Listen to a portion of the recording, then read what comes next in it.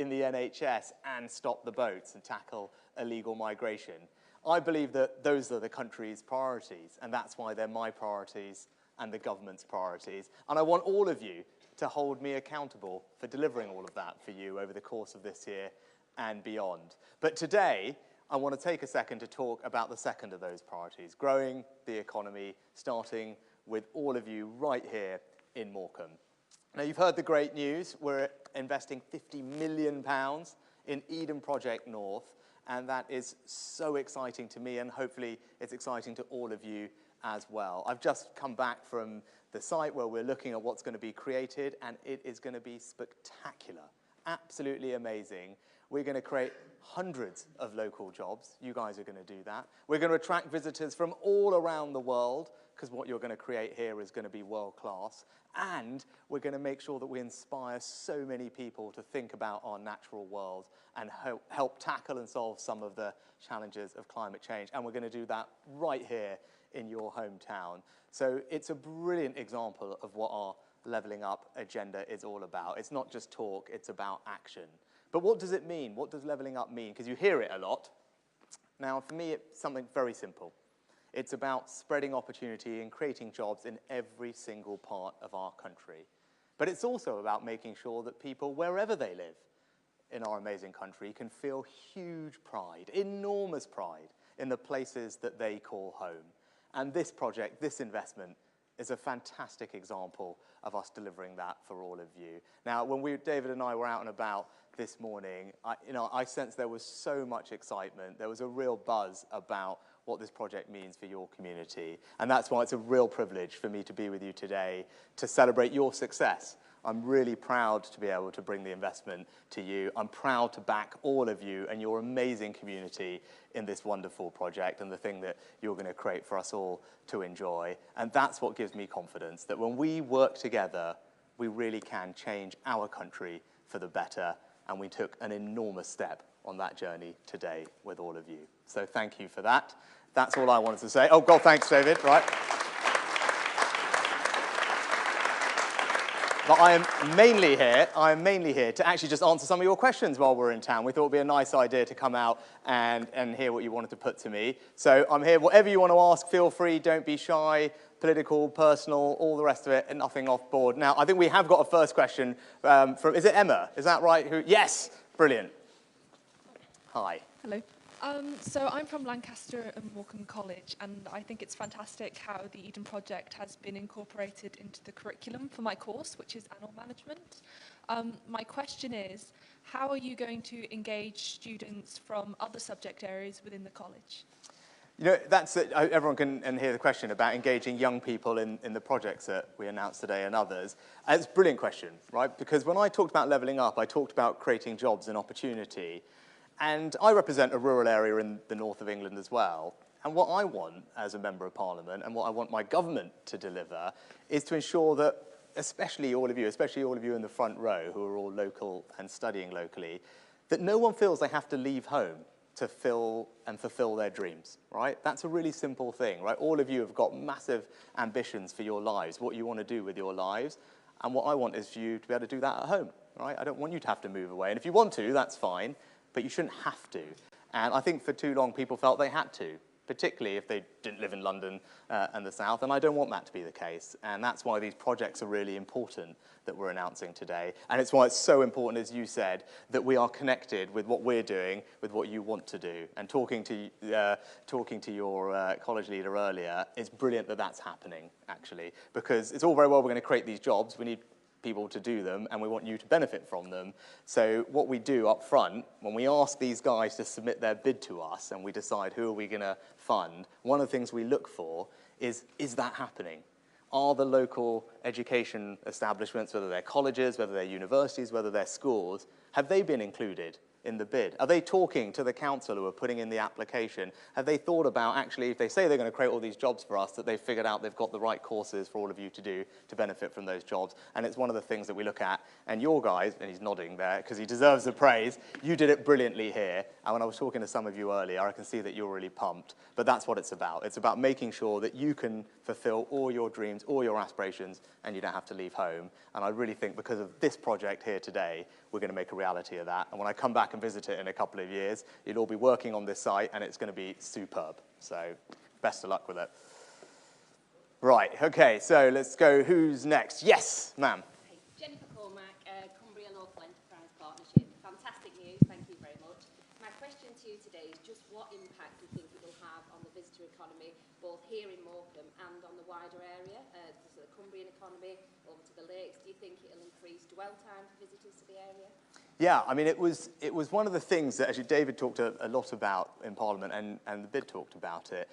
The exciting thing about what this is going to do here is it's not just a local attraction, right? What this is not even just a regional attraction. Quite frankly, it's not even a national attraction. It is a world-class attraction. And that's what you guys are going to do here. You're going to create something, the likes of which is going to be appealing to people all around the world. And that's what's so exciting. And you're also lucky, because we've done this in Cornwall, right? We've got an Eden project in Cornwall. It's amazing.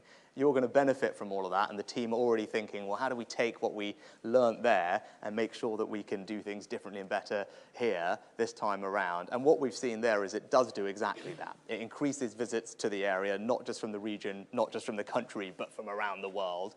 And then this is a great springboard to go and visit all the other places in the north. Actually, when we were standing at the top of the hotel, and you can see the Lake District and the Yorkshire Dales, which is over where I live in North Yorkshire, what a great place, right? What a great place to come, to learn, to explore how we interact with nature, take a concert at the new venue that's going to be there, but then also go off and springboard into everything else. So I think it's going to be brilliant for the visitor economy. We've already seen that that's happened down south, and now it's going to happen for you here, and that's going to be great for all the local businesses, local jobs, the pubs, the B&Bs, the restaurants, the cafes, everything else, and that really drives the local economy. So that's our vision for what's going to happen. Good. Right. Okay.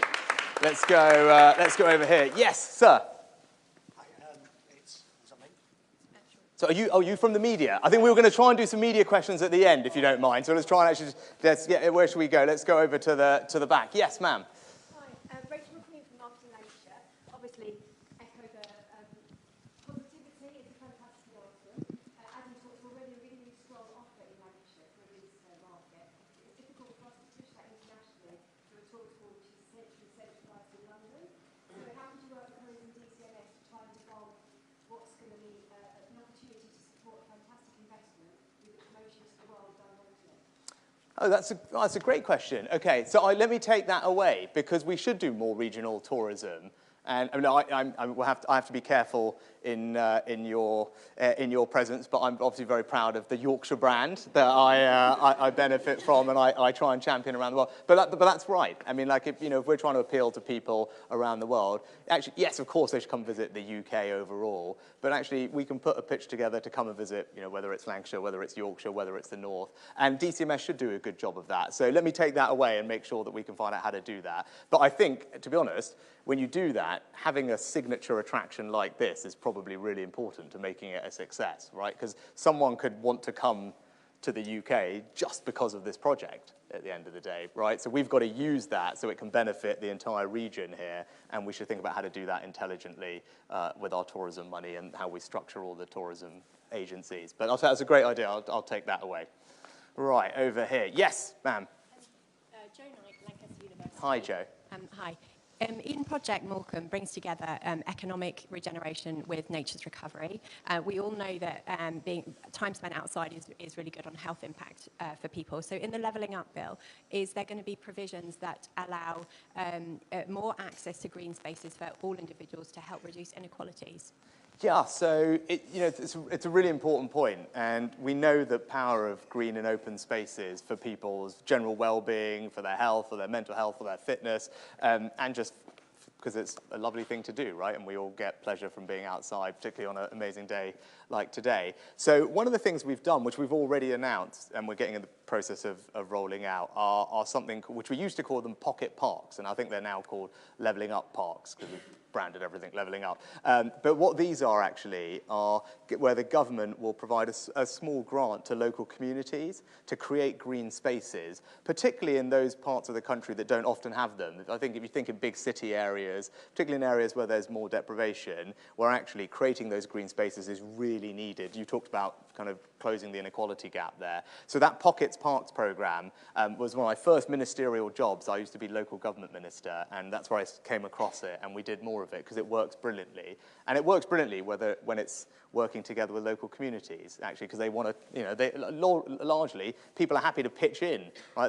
There's a patch in their part of town that they think they can do something more special with, engage school children, engage people who are retired, and they do it really well, and now you can get government funding to help you do those types of projects. So, you know, it's small scale, but I often think these small scale things that make a real difference to a community that you can do relatively quickly are the things that make the most difference, actually, in how we feel about life and close some of the inequalities that you talked about. So have a look at that online, and the next time we do one of those, you should, if you've got an idea, email it in and see if we can help.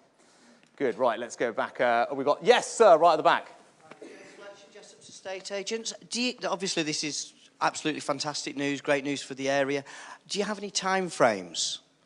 Yeah, actually, we were talking to the team, and we think it's about 2 years, I think, the time frame for this particular project. And that's really what the fund is about, actually, the Levelling Up Fund, is, you know, often government is spending billions of pounds on things that take decades, and by the time they're finished, you can't forget when they even started, right, and who was responsible. This fund and this Levelling Up commitment is about doing those, I'd say, you know, this is not small, but smaller scale type projects where you can see and feel the change in your community quite quickly, and that's what we're really keen to deliver. I'm also, like, you know, government, and I mentioned it at the beginning about the things I want to do for you. Like, I believe in action, right? I want to do things that you can hold me accountable for actually delivering, and this project is one where, look, I've talked to the team about, look, when is this going to get done? And one of the ways when we allocate money, actually, and where the team are figuring out, well, which bids are successful or not, one of the criteria is deliverability. It's like, actually, are the team all connected together? Have they talked to the private sector as well? And it's not just councils that are doing it. Have they figured out how they can deliver this thing and do it relatively quickly and well? That's actually how we score the bids. So it's key. In about 2 years, I mean, the team here locally will probably be able to give you a more specific answer, but that's the rough type of time frame. And that's pretty similar with all the fun things that we're trying to fund over the course of today. Good. Right. Yes. I'm Hannah James. Hi, Hannah. From Lancaster and Morecambe College, and I'm wanting to know what job opportunities there'll be from the Eden project for like students like us, or like just the public who are wanting to seek a job. Yeah, so there's going to be different types of jobs at different phases. So what there are going to be in the early phase are lots of construction jobs, actually. And as you build the project, there'll be hundreds of construction jobs that are needed.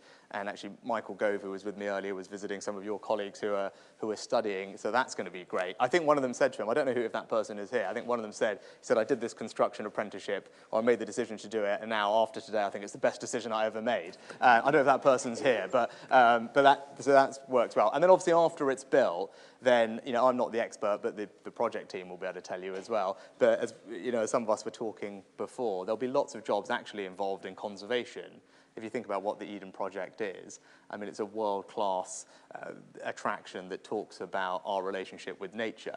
And because of that, and actually because of the research and some of the discovery that will be going on there, there'll be some really exciting opportunities in the natural world, which, as I said, they won't be available in many other parts of the country. So I think that's really, really special. And then there'll, of course, be all the hospitality jobs, right? When you think, at the end of the day, we talked about it right at the beginning, right? There's visitor attraction, visitor economy, all the people who are going to have to do marketing, finance, accounts, right? All of that stuff. So I think, you know, all sorts of things, which is going to be great for all of you and everyone else in the area, I hope.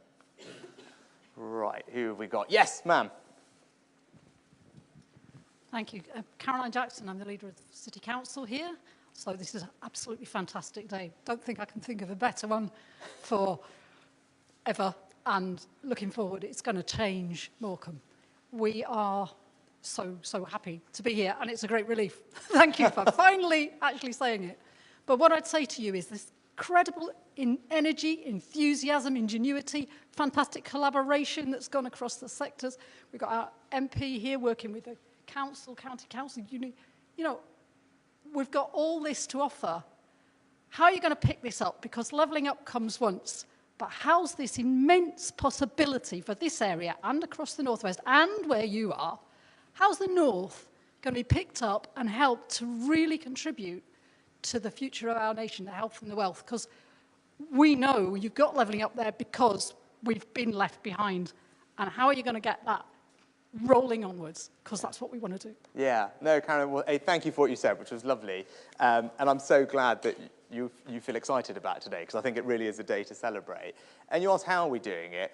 I think, we do it but by actually just getting on and delivering it, is, to be honest, right? We can't just talk about trying to close some of the gaps or change some of the things that happened in the past. We've just got to actually do it in practice, which is what today is a great example of. And we're doing this across the region, and there's projects everywhere that are probably having a similar day to you guys today. But I think the other thing we need to change, because that's all good and well, right? We can stand up and we can announce money in a project in a particular place. But I think we've just got also to change people's perception and change their mindsets and give people the sense that actually, for the first time, people talked about this in the past, but now someone's doing something about it. And that's what I'm trying to do. And that won't happen overnight, of course. Change doesn't happen overnight. But I really feel when I'm doing my visits across the north now that people do feel that something has changed. And you take an area near me, Teesside, which is a great example, which I know well because it's close to where I live, right? That's an area which over the past several years, if you rewind several years, a steel plant closed in Teesside. Thousands of people lost their jobs. And you might, at that point, think, gosh, what's the future of our region like? What does that mean for us? Fast forward, not that many years, actually just brimming with optimism and excitement, partly because of some of the things the government has done. We've created a new free port there. They've got funding from the infrastructure bank. Like they've received funding for their town centres and high streets and things like that. The Treasury, when I was Chancellor, we put a Treasury campus in Darlington. That's fine. We've done our bit. But actually, people in the region have taken that and have been brilliant, and are now just, as I said, they're brimming with ingenuity and pride in their area, that it's going places, that new jobs are being created, and I think that's a kind of positive cycle. So once we do one or two things, and people think, okay, change is starting to happen, it just builds on itself, and that you get a virtuous circle then of positivity and momentum to do new and better things. And I just want everywhere to go through that process. And hopefully, there are already so many good things going on here, but a project like this now can kickstart a new sense of forward progress right here, right? So everyone can feel confident about the future, and I can see people nodding, which is great. And then this will spur other people to think about other things. And I think if we can replicate that in lots of places, we'll be able to make the change. But I'm determined to deliver it, and I really think that actually today and what we've done previously is making a really good stab at it, and you'll see lots more from us over the next couple of years too. Right, yes, sir. John Mason. Hi, John. Hi. How secure is the additional funding to complete this project in the 2-year time frame? So the funding from government is completely and utterly secure. Now, the project team are in the process of securing the other bits that they need from different sources, and some of that will come from the private sector, some of it may well come from pension funds and other investors, but I think one of the big pictures, which we've always thought about this project and what the team have always said is, look, if the government comes and shows its commitment, then actually that will unlock private sector capital. And I think that's really important because a project like this needs to be able to attract capital from other sources as well if we think it's really going to work and be successful. But I think, I feel confident about that. The team feel confident about that as well. And we've done, I think, we made a very significant statement today with what we've done. And I think, as you say, those conversations now will be far easier with all the other providers of capital. Yes, ma'am. Hi there, I'm Sue, and I work in a local charity. I work in the hospice. So we're constantly looking for funding. So today was a great day. I was so pleased to hear the announcement, but a little inkling of worry about the funding. It's a continuation of that theme. And this morning, it was like the stars aligned on the news, wasn't it? Because we hear that the King wants to give the money from the wind farm that's just out there in Morecambe Bay. And I just suddenly thought maybe that was an option. Yeah. I haven't spoken to him about that bit yet. So no, I know I haven't seen the details of what's going on, but there's a mechanism in place for some of the Crown Estate things. But I think look, you should feel confident because this is such an exciting project, and now that the government has come in and put a huge commitment behind it, I think you'll see actually lots of other sources of capital unlock, and other people will want to be part of it as well. But thank you for what you're doing at the hospice, which is obviously amazing work. Actually, I was just in Northern Ireland recently visiting their hospice there, and you and your colleagues who work in places like that just do something that's very special and very demanding, but the people you help are enormously grateful, and we're very lucky to have you do it.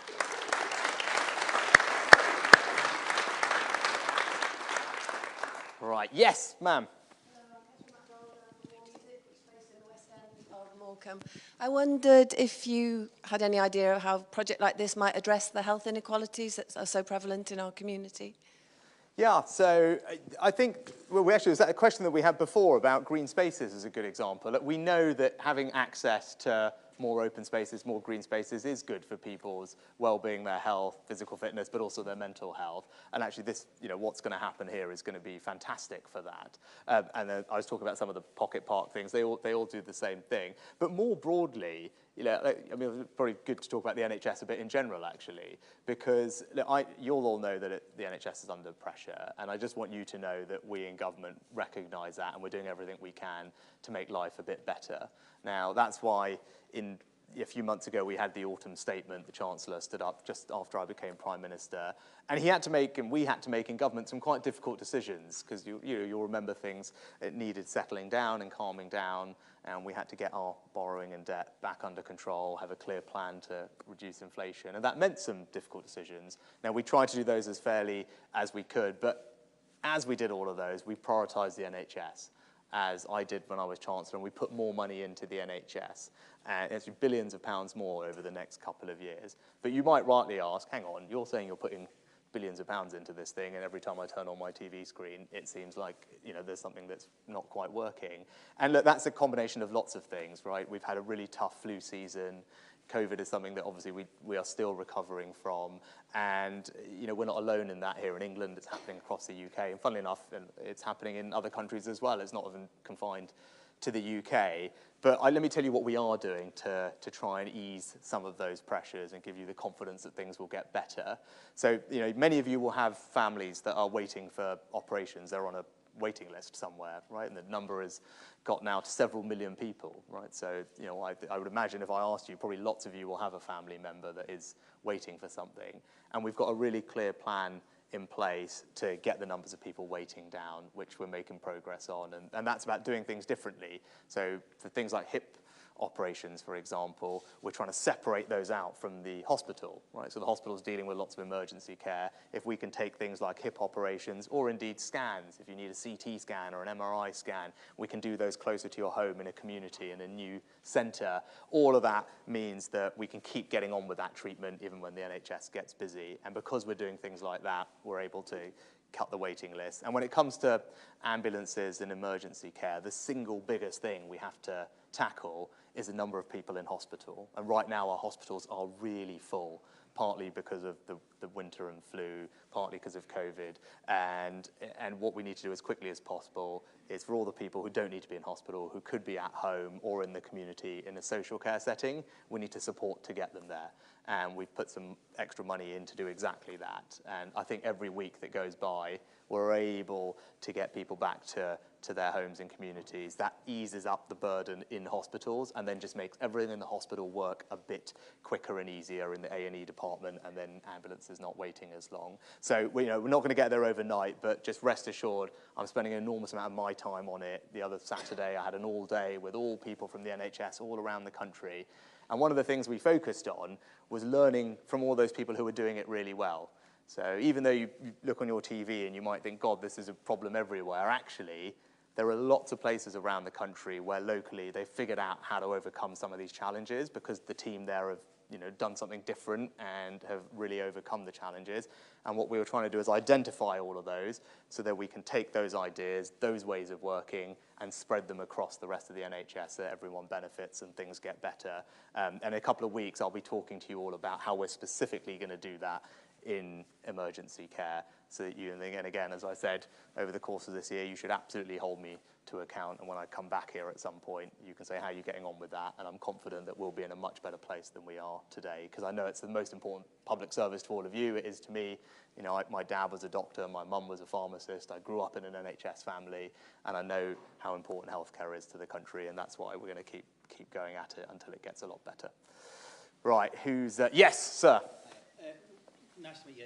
Ryan Williams, Lancaster Morecambe College. I just want to say thank you very, very much for the support and the investment into the local area, equally with David. I suppose my question is to help colleges and FE colleges continue to provide skills for the future to grow the economy, and is the government committed to supporting FE colleges and apprenticeships? Yes and yes is the quick answer. One of my views is that in the past we spent a lot of time talking about university, and that's great, but we need to spend as much, if not more, time talking about all the other ways that people can get the qualifications that they need. And that's something that I firmly believe. And what we're doing is kind of reorienting the funding and our attention to some of those other things, whether it's FE colleges or apprenticeships. So, what actually we have in place are incentives for small businesses to take on apprentices. You go and have a look at those online if any of you are interested in taking on an apprentice. There's some government support for you to do that. FE colleges are getting more funding, and they're also, the other thing we're doing is trying to improve the quality of the actual colleges themselves, which were, hadn't got money for kind of repair and maintenance for a long time, so we're in the process of improving the quality of them, which is nice, so when, you guys all show up to study, actually the environment is a nicer place to study. And then the other thing we're doing, which is a bit more radical, is we're totally changing how the student finance system works, right? So, when you go to university now, you get this government-provided loan. It's, everyone can have it. You don't have to pay it back for a long time. It comes on relatively preferential terms, even though I know people don't always think that. But what I want to do, and what the government is doing, is changing that. So it's not just there for you if you're 18 and going to do a 3-year university degree. If you're 25, if you're 35, if you're 45, and you think, hang on, I actually want to go and pick up a qualification, right? Maybe it's a level 4 qualification in cloud computing. Maybe it's a level 4 qualification or level 3 in veterinary nursing, as we were talking about before, and you decide that later on in your life, you should still have access to that type of funding. And we're changing the system over the next couple of years, so then people will be able to do that. Because the way the economy works is changing, right? And people will change jobs more often.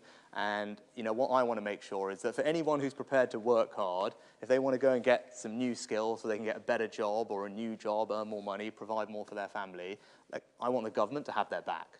Right? Those, all of you are working hard, and when you want to go and do something more for your family, I want to be right behind you. And that's why reorienting the finance system so it does that for those people is really important to me. And that's how we're going to make sure we just, we build a vibrant economy as well, because if we need people to be in the right jobs, doing the right things, and that's constantly changing. But it's an important thing for us to deliver. Right, we got a couple. I don't feel that you have to ask questions just about Eden Project as well. If there's anything else on your mind, feel free to punch it in, and then we'll wrap up in a bit. Yes, sir. My name's Mark. I'm the chairman of Bay Tourism Association. Again, I want to thank you for today's investment. I think you've realised the dreams of thousands of local people today. Fantastic world beating attraction. But the importance of having an attraction like this is also the public transport infrastructure that goes alongside that. People can't visit the north of England if there's no efficient transport system. I just wondered what the government plans are for that going forward. And, yeah, so, well, there's lots of different things we're doing in transport, and they're all slightly different, right? So one is we just got to connect up all the places across the country, and one of the big ways we've talked about doing that is High Speed 2, HS2, right, which is going all the way from London up north. The other thing is we need to connect up across the north, right? And I know this because I live on the other side of Pennines. And I know where I am over at North Allerton in North Yorkshire, getting up and down to London is actually great, right? Relatively quick train works. We're trying to go, over to Manchester is much trickier. Right, like that, and that journey time takes far longer. It's far less reliable than when I'm going north-south. And I think one of the big challenges, and I'm sure I can see lots of people nodding, like one of the things that you know because you live here, trying to get across the north is not as easy as it should be. So what we announced was an enormous-sounding number last year. It was at £96 billion. It's kind of hard to even know what to do with that number, but it represents the largest investment in rail across the Midlands and the north that this country's ever seen. Now that's what I was talking about at the beginning, the things that cost billions and take decades, right? That's not going to happen overnight, but it is big and it's significant. And almost any journey time that you look at, you'll see that it's going to shrink, whether it's east-west across the north, across the Midlands, up and down, north-south. So that's helpful. But then we also are trying to do more local transportation, which is actually the thing that people like you ask me about. It's all about, in my area, it just needs to be easier to get around. And that's where we need to focus more. And actually, you guys talk about it, and we were talking about your commute to college. The thing that makes opportunity real is for people to be able to access it in their area. And that's about making sure that in your area, you can get to where the jobs are from where you live. And that's about investing in local roads, which we do a lot more of. Repairing potholes sounds simple, but it's really important. But also doing more into things of buses and cycles, all the rest of it, we're doing that. But fundamentally making sure that the road network works efficiently everywhere. And around our big city regions, our kind of 8 big city regions, so whether it's Greater Manchester or Birmingham, they're like London. Right? London got this special deal where the mayor in London gets a pot of money, he gets to decide how to spend it over a period of time. And we want that same type of funding and powers to be in place all around the country in all our big city regions to make it easier for people to move around them. And with something we have not done brilliantly as a country in the past. And when people look at us and say, hang on, how come all these other places aren't as productive as London in the way that across Europe they often are, other cities? That's one of the reasons. It's because, actually London has the tube, and the tube makes it very easy to get from one end into the middle or one end to the other. You need to kind of replicate that feeling in all our other city regions, and that drives a lot of economic activity. So over the course of the next few years, we'll be making some progress on that as well. All right. Okay, yes, ma'am. I'm a volunteer at the Winter Gardens. Ah. Thank you. We have a fabulous bunch of ladies and gentlemen working there, and we've had some fantastic figures for tourists this year. And on a selfish point, we're hoping that, Eden will provide us with a lot more. The thing is, I was born in Morecambe, so I know the heyday, which was brilliant. Thoroughly enjoyed it, lots to do, and then the bad times with not lots to do. And we're just on a sort of smaller investment ideas for local people to get the money to up their business. We've already seen over the past few years that there's been new cafes, new wine bars, hotel expansions. This was well before they knew about the Eden. So hopefully we're going to get a lot more. Yeah. And are they going to be guaranteed some sort of money to do this? We've a lot of empty spaces, a lot of empty shops. And we need them filling, which we're hoping they will do. I'm sure they will. It does seem a bit churlish when you've just given us 50 million. That's all right. If you can just... I'm used to it. Can we have a bit more? Yeah. Please, basically. I know that we would appreciate it, very much, because we need the money. Yeah, no, that's right. No harm in asking. So, look, can we do of course we can't do everything, right? I'd love to do everything. We can't. That's why, as you can see, actually, and we can talk about it if you want. We're having some not easy conversations with unions about what's affordable when it comes to pay, right? Unfortunately, government has a budget, like all of you in your homes and your businesses, and we have to make those decisions, and they're not easy. But what I totally agree with you, though, is about having really vibrant high streets and town centres, and all those businesses that you talked about, the pubs, the cafes, the restaurants. That's what gives a high street the vibrancy in the small shops. And I'll tell you what we are doing, because we are doing a few things that will help with that. One is, if you talk to, and I'm sure we have some of those businesses here and you'll know them, the number one tax that they all hate is business rates, right? It's business rates is the thing for those shops and those cafes. I can see some of you nodding, which is good. And so what we've announced over the last year, and the Chancellor announced for next year, is a big tax cut on business rates. So if you're a small shop, restaurant, cafe, you will get a 3/4, 75% discount on your business rates bill next year, right? So starting in April. So that's really big, it's really generous, it's worth thousands of pounds to a typical pub, and that will really help. The other thing we need to do is, actually it's a bit techie, but it's important, right? You guys are all changing how you shop, right? All of us are, right? We're doing more online, and that has an impact on high streets. So we need to make sure that our high streets adapt and evolve. And that means changing the planning laws, which is what we've done. So that it used to be quite cumbersome. There'll be some councillors here more familiar with this than I am. But it used to be really tricky. It used to be a shop in one place, and then you wanted to change it to make it into an office, or indeed put apartments or flats above the top, or change it into a hairdressing. All those things were a bit complicated. So we've changed the planning laws to make it much easier. So as all of our habits evolve, our high streets are going to need to look different and do different things. They're going to have less, probably, shops selling things and more services, whether it's hairdressers, nail salons, dentists, whatever else. The scanners that I talked about, where you can go and get your MRI scan or your CT scan. It'd be great if you could just go and do that on your high street rather than have to schlep over to the hospital. So the planning rules that we've changed will help those high streets adapt. And then the last thing, is there any specific money for them? There is actually. There's something called Help to Grow. And what you should go and have a look online and have a look at this program called Help to Grow. And what that is our business support for small businesses, where they can receive some grant funding if they want to improve their business and grow and they've got ambitions to do more.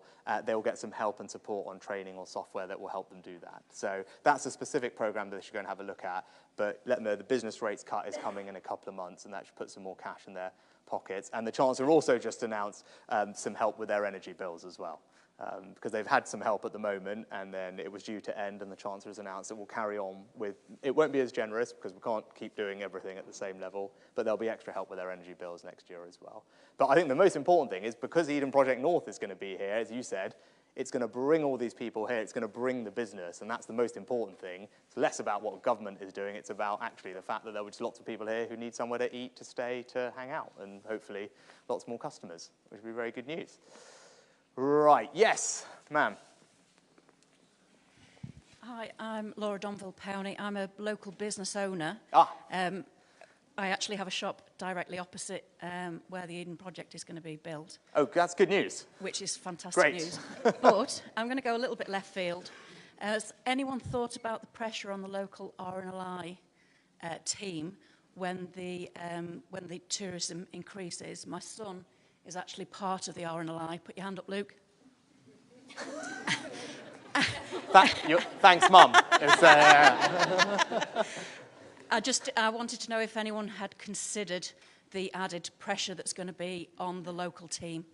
Well, you know what, that's an excellent question. And why don't you, if I've got time afterwards, you should come and have a chat with me, and we should make sure that we have thought about it and we get you the support that you need. But thank you for the job that you're doing as well, because that is brilliant. I was just in Scotland, saying Northern Ireland, seeing their search and rescue team, and they were talking about their interaction with your colleagues as well, and particularly in a place like this, superb, right? And if people are going to come here and we need people to help them out, thank you to you for doing that as well. But I will pick that up with Luke if that's all right, and thank you for volunteering him for the Q&A afterwards. Brilliant. There was a lady at the back, I think, and then I'm getting waved at, right, so I better come and take some questions from the media as well. Hi, thank you. So I'm Philippa Williamson, leader of Lancashire County Council. Thank you for your investment in Eden today, but more widely than that, £220 million across Lancashire. It's just a fantastic boost of confidence for us all, and I hope that confidence came through all the bids that all the partners here, most of them are here, universities, councils, county council, third sector, we all come together and work really hard over Eden for the last 5 years, spearheaded by David doing his cheerleader bit in Westminster, which was great. But I wanted to ask you really about the County Council's bid was about greener, safer, more active travel, because we see that as really important, right? You know, of making little local communities much more safe and easier to walk about. So, you know, interested in your views and vision for that.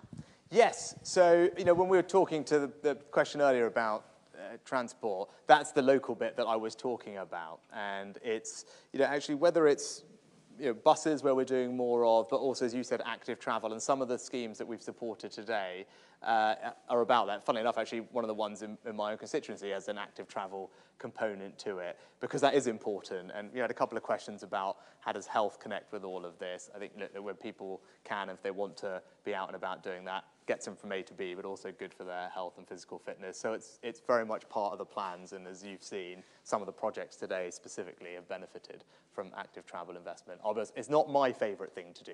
I'm not big on the whole cycling thing, but that's a personal thing. But we do need to make sure that we do have it for those people who want it, which is why we're doing some of it today.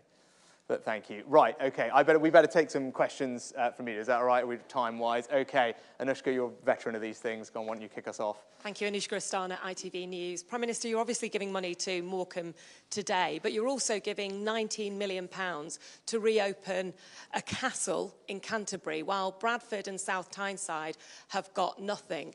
Is this what levelling up looks like now? And as part of that, can I ask you about the makeup of your cabinet? Because it does have quite a heavy bias to the south. In fact, you have more cabinet members representing seats in Surrey than the whole of the north of England. Is that why levelling up is now a little more focused on the south? Well, I'd say a couple of things, Anushka. I think, look, if you look at the funding that we've announced today in the Levelling Up Fund, it's probably all of you guys as well should hear this, right? So we have these Levelling Up funds. This was the thing that we're announcing today. And then the best way to think about it, well, how is each region getting its share of this money? And does it seem reasonable? The best way to think about it is kind of to compare the money each region is getting with the number of people that it has, right? Because obviously some regions have got fewer people than others. And if you look at it on that way, so you say how many pounds of investment per person in the region, what you find is that the Northwest is the top region. So the amount of money per person living there, who came top? Northwest. Who came second? Northeast. And actually, if you look down at the other end of the table, you find places like London and the southeast. And the difference is huge. So I think the funding that you're all getting per person out of this Levelling Up Fund is twice per capita what London and the southeast is getting. And that should give you guys the confidence that when we talk about delivering Levelling Up and spreading opportunity across the country, that we really mean it. And that's what the numbers show. Look, on the cabinet, I think most people just want people who can get on and do the job and deliver all these things. And I've built a team around me of people because I think they can help me deliver all those things, and that's what I'm focused on them doing. But I'd say one thing, because you talk about where everyone's seats are, that when I was Chancellor, I was probably the most northern sitting Chancellor this country's had in some decades. I'm now the Prime Minister, and again, I'm sitting in one of the most northern seats that Prime Minister's been in for some decades. I think delivering on our commitments to the north is incredibly important, but it's also personally very important to me because that's where I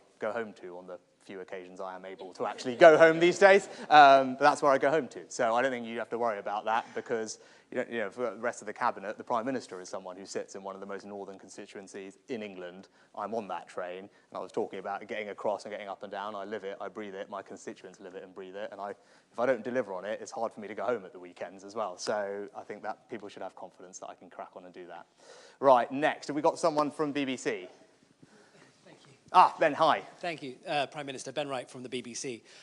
Morecambe is one of today's winners, but people across the north of England and Midlands can see levelling up money being shoveled into London and the southeast. Given, too, the fact that local government spending has been deeply cut since your party took power, isn't there a big gap between your rhetoric on this and the reality? And has the phrase itself become almost meaningless? No, I mean, Ben, I think the same answer that I just gave to Anushka. Like, those are the numbers, right? I mean, literally, if you look at the funding, look at where it's going, where's the place that's getting the most per person? The Northwest. Where's the region with the second? The Northeast. Where's the region getting the least? London and the southeast, right? That's what the numbers say, right? Of course, there are always going to be places that miss out, right? Like I wish we could say yes to everybody, right? My life would be, gosh, enormously easy if I could do that, but unfortunately, we can't. There's always going to be people who feel upset about that. But what I'd say is that there's another round of this fund, and actually some of the people who benefited this time around, didn't the first time around, and then they improved their bids or tweaked things, I think, and that's so people should realise that this is not the end of this. We've got another round of this. We've had one already.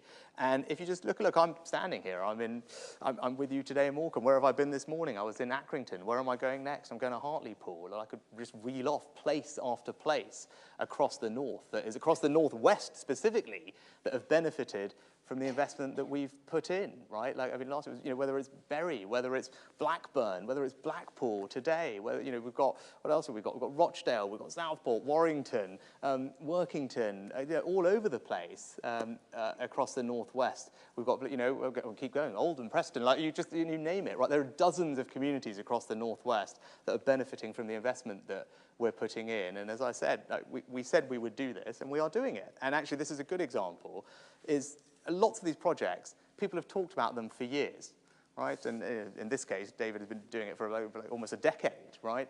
People have been talking about these things for years, but this government is actually delivering the things that people have been talking about for a long time. And I think that's how we start to change people's views about what's going on, and actually people can feel positive about the future. Right, next, we've got someone from The Sun here, I think. Thank you, Jack Elson from The Sun. Prime Minister, when you were Chancellor, you vowed to cut income tax next year. When you were running for Tory leader, you vowed to cut taxes even further. And as we learned of this slimmed-down budget, many of your Tory MPs are now asking, where is this Rishi Sunak gone? So can you vow to them and voters today that you won't put income tax or any taxes up by a penny before the next election?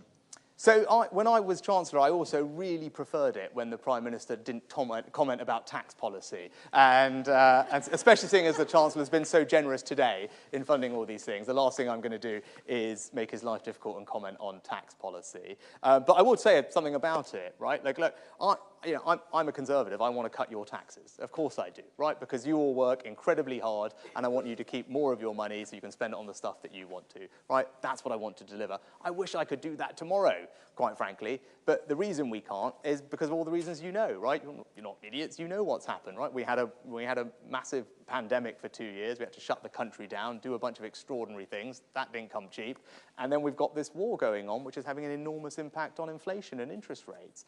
And that's meant that the public finances, how much we borrow every year and the trajectory of our debt is not where it needs to be, right? And the worst thing I could do is promise you a bunch of things that sound great, but ultimately just make the situation worse. And for all of you guys in the front couple of rows here, I'm just going to have to pick up the tab, right? Because I don't want to do that, right? Like, my job is to make sure when you go and get all these fantastic jobs that we were talking about, that I've left you a really strong economy, where, yes, we're going to be able to fund the NHS and schools and all the other things, all the road projects that we talked about, but at that point, right, interest rates are coming back down, you can afford to buy a house because the mortgages are not too expensive, right? The inflation we've got a grip of and it's gone back to where it belongs. And then, yes, we can cut your taxes so you can keep more of what you earn. But it takes a bit of work to get there, right? And believe me, as you saw over the summer, the easiest thing in the world is me to just promise you the earth. But I wouldn't be being straight with you, right? But trust me, that is what I'm going to do for you this year. That is what we are going to do while I am Prime Minister. And if we do those things, we will be able to cut your taxes. That's what I want to deliver. But I will get there, and that is, I know, what you want me to focus on right now. That's what I'm going to do. And if we do those things, we can then start cutting your taxes. And I know that you work hard, and I want you to keep your cash. All right, next. Right, we've got someone from the Daily Mail, I think. Lord Dyson, leading Brexiteer entrepreneur, says that your economic policy is stupid and short-sighted. He says the tax is too high and there's too much red tape. Is growth now a dirty word for your government? And do you no longer believe that tax cuts for business are needed to deliver investment growth? Right, well, when it comes to growth, it's right there, right? It's number two, it's what we're talking about today. Of course, growing the economy is really important, right? But what does it actually mean in practice? Because it's a kind of an economic word. What does it mean? It means more jobs that pay well, right? That is the simplest way for everyone here to think about it. I think how everyone thinks about it is making sure you guys all have great jobs to go to, making sure those jobs pay really well, right? And, what about cutting taxes for businesses? We are cutting some taxes for businesses. I was saying to the lady earlier, for all those high street shops, for those restaurants, for those cafes, those small businesses, which are so important to our local communities like yours, we are cutting their business rates, actually. We're cutting it now, we're cutting it again starting in the spring to help them. We're also cutting other taxes for businesses that are investing. So any of you that run small businesses, you're going to benefit from something called the annual investment allowance, which, what does that mean? It means that whenever you invest in expanding your business, buying some new machinery, plant, or equipment, you can write the entire thing off against your tax bill, right? That is a very generous thing that we are doing. No other country, and you can do it up to £1 million, by the way, £1 million worth of investment, you can write off against your tax bill, right? No other country in the world does something like that, right? I'm very happy for James Dyson to tell me if I'm wrong, but virtually no other country in the world that I know does anything like that for small and medium-sized businesses. About 99% of businesses don't spend more than that on their investment, and we want to make it really easy for your business to invest, because that is how we're going to help grow the economy. Because if all your small and medium-sized companies think about expanding and growing, driving up productivity, creating new jobs. We will grow the economy that way, and that tax cut, that annual investment allowance that the Chancellor put in place is so, so generous and very important, and that's why I'm confident, because you guys will drive the ingenuity we need, that we will grow the economy, and then ultimately we'll be able to cut taxes more for everyone as well. Right, and I think there was someone local here from Lancashire Live. Is that right? Yes. Right, yes. Susan Miss. Newton from Lancashire. Hi. Prime Minister, I saw that you flew to Blackpool Airport today on a private jet instead of travelling by train, obviously when there's a climate emergency and using taxpayers' money. I was just wondering, since you found Blackpool Airport so useful to arrive here today and access this part of the northwest, why can't we have the money for it to be reopened for commercial use?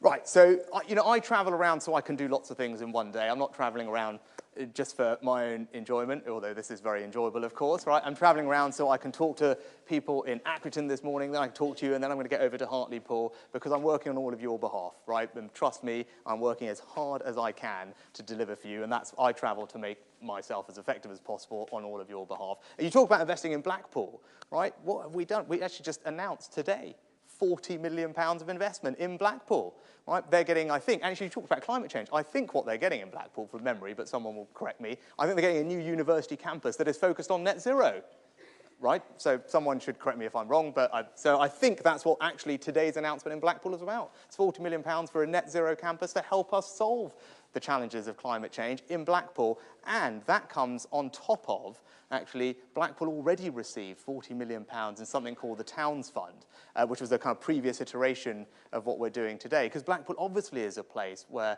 deprivation is high, and we really want to transform people's opportunities in Blackpool and the quality of life, and the MPs there, Scott and Paul, did a brilliant job, and that's why they were one of the first places where we said, look, how do we regenerate a town like Blackpool, and they got £40 million, and actually it was described as partly, it highlights the issue, but in a way a good thing, it was described as a King's Cross kind of London-style regeneration in Blackpool. Now that King's Cross regeneration, for those of you that have visited London and seen it, has been extraordinary over the last 10 years.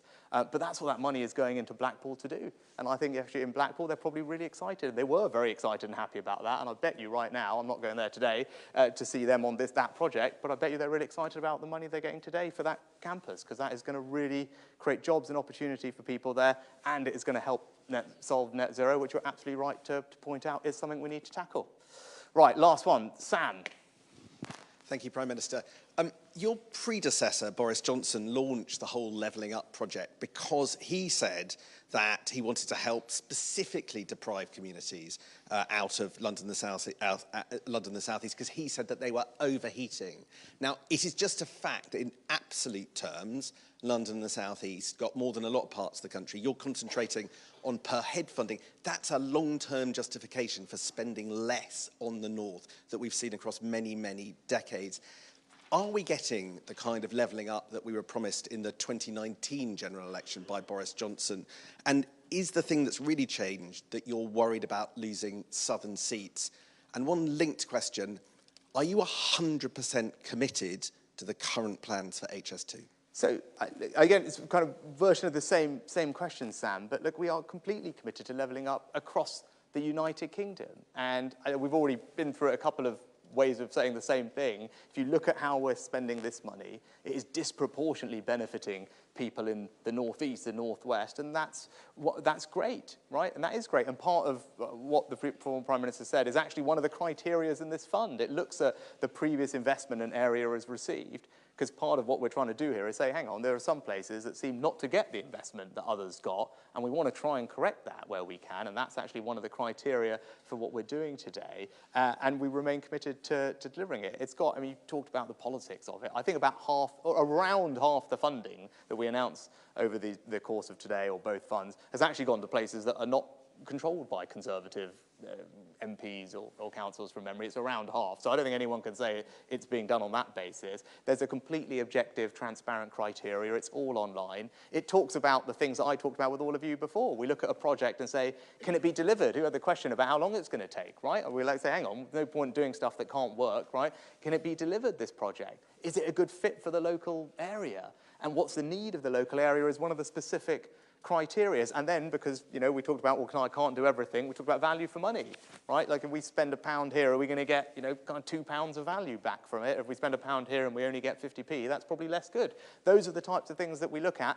This is ultimately, I'm spending all this money on your behalf. Those are all the things that you probably want me to look at to make sure that we're putting it in the right places. So that's how we've gone about it, and I'm really confident that it will make a big difference. But look, I'm being heavily waved at, so I'm just going to say, hang on, I'm just, Sam, thank you. I'm just going to say to all of you, thank you hugely for having me today. It's been such a pleasure to spend some time with a small group of you this morning when we looked at the project, which is genuinely inspiring. I mean, I've heard David talk about it ad nauseam for several years, but actually to come here and be with you, to see the unbelievable excitement and passion that you all have for it, and to know that you're going to create something very special that the entire country is going to be proud of, it's been a great privilege for me. So thanks for your time, and really go and enjoy today, because it's a good day for you. Thank you.